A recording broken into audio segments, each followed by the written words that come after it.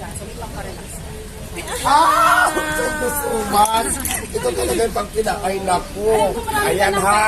Pero, Wala pa ito ang inintay ko yung magbigay ng pera. Ito na nga. Diyos ko.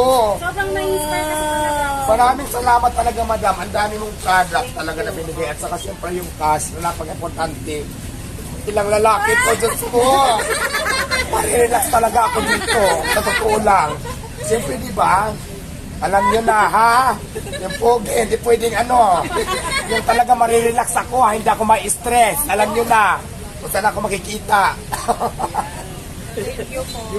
Maraming salamat talaga, madam. Appreciate ko talaga. Thank you so much. Thank you, madam. Ang bango naman. Bukod sa gaganda na ako sa product mo, mayroon pa ako pang alis sa butterfly.